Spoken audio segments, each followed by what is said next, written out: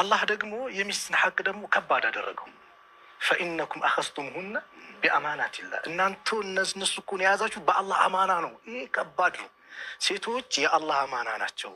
ቤተሰቧን ትታ ዘመዶቿን ትታ እኔ ጋር ስትመጣ፣ አንተ ጋር ስትመጣ፣ እኛ ጋር ስትመጣ ይሄ ትልቅ አማና ነው የተሰጠን። ልክ አባቷ እንደሚንከባከባት ልትንከባከባት ይገባል። ወንድሟ እንደሚንከባከባት ከዛ በላይ ልትንከባከባት ይገባል። እና ትልቅ አማና ናቸው። ለዚህ ነው ነቢዩ ሰለላሁ ዐለይሂ ወሰለም ሰሃቦቹ ጠየቋቸው። ሰሃቦቹ መጥተው አንተ አላህ መልእክተኛ ወይ ማ ሐቁ ዘውጀቲ አሐዲና ዐለይህ እንደው የሚስት ሐቅ በእኛ ላይ ያለብን ምንድን ነው ብለው ጠየቁ። ነቢዩ ሰለላሁ ዐለይሂ ወሰለም አን ቱጢዕናሃ ኢዛ ጠዒምተ የበላህ ጊዜ ልታበላት፣ ጥብስ በልተህ ሽሮ እንዳታበላት ነው እኮ ተደስተ እሷን እንዳታስርባት ነው። እንደዚሁም ደግሞ ተክሱሃ ኢዛ እክተሰይተ የለበስ ጊዜ ልታለብሳት፣ ወላ ተድሪብ ልወጅሃ ፊቷን ላትመጣ። አጂብ ነው። አዎ ይሄ አላህ የተከበረ ሱጁድ የምናደርግበት ወደ አላህ የምንቀር፣ ይህንን ደግሞ በአማና የተሰጠህን ሚስትህን ቅድም ኡስታዝ መሐመድ ፈረጅ እንዳለው ልብስህን እኮ ነው ያንተን ገበና ምሸፍንን ፊቷን እንዳትመጣ። በጣም ያጅበኝ የነብዩ ሰለላሁ ዐለይሂ ወሰለም ሌላት ነው ወላ ተቀቢህ መጥፎ ስድብ፣ አስቀያሚ ስድብ እንዳሰድባት። ሱብሃንአላህ ስድቡ ይቅር፣ መልካም ነገር ከሷ ላይ በመልካም ግለጻት አሉ። እና ወላ ተጅሀር ኢላ ፊል በይት ቤት ውስጥ እንጂ እንዳታኮርፋት። ትልቅ ምስጢር ነው ይገባት። ቤት ውስጥ እንጂ ከቤት ውጭ እንዳታኮርፋት። ትዳርን መጠበቂያ ነው። ውጪ ካኮረፋት እንደ ተኮራረፉ ከተዋወቀ ምናልባት የእሱንና የእሷን መለያየት የሚፈልጉ ብዙ ሰዎች አሉ። አጋጣሚውን ይጠቀሙበታል። ስለዚህ ውጪ ፒስ ነው ሆነ ፒስ ነው፣ በቃ ሰላም፣ ፍቅር እንደ ነቢ ስላ ስለም እኮ አርያሳቸውን መከተል አለብን። ነቢዩ የሚስቶቻቸውን ባህሪ አይሻን እንደው በእኔ ትንሽ ደስተኛ ስትከፊ እለይብሻለሁ አላት።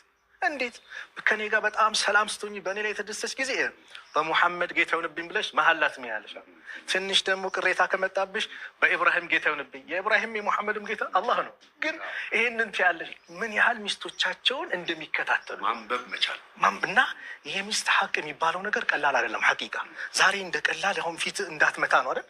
ቡጢ ይሰጣል። ላኢላሀ ኢላ የልጆቹን እናት ከቤተሰብ በአማና የተቀበለ ትልቅ ቦታ ይሰጣቸው። እንደው ከእናንተ እኮ አኽላቁ እኮ ያማረ ማለት ለሚስቱ ምርጥ የሆነ ነው ያልኩት መስላ ሰለም።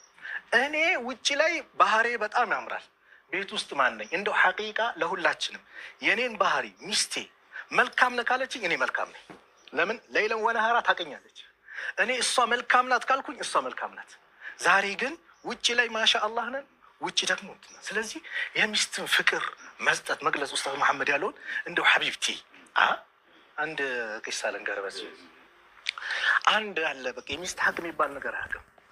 አንድ ቀን ወጣና ሰዎች ሲነጋገሩ ሲያይ ሁለት ባልና ሚስቶች ይነጋገራሉ። ማሬ አቤት ያንን ጨረቃ አየሽው አላት። አዎ ልክ እሱን እኮ ነው የምትመስይው ሲላት የፍቅር አገላለጽ ይመለከታል። ይሄ ምንም አንድ ቀን ፍቅር የማይሰጥ የነበረ እንደዚህ ነው እንዴ አለና ገና እኮ ነው ከበር ሲጀማ ነይ አንቺ ነይ ውጭ አላት። ወጣች።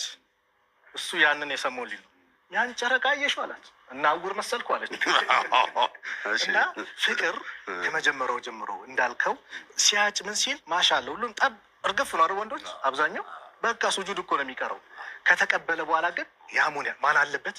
አላህ አለበት። የአላህ አማና ናቸውና አማናውን መወጣት የልጆቹ እናት ናት። ገበናው የሚሸፍንለት ብዙ ነገር እንደሷ እኮ የሚሸፍንለት ማንም የለም። ቢታመም ሀታ እስቲንጃ እንኳን ልታደርግለት የምትችለው እሷ ናት እኮ። ትልቅ አይቡን የምትሸፍናትና ሴቶች የአላህ አማና ናቸው። ይህንን አማና እንወጣ።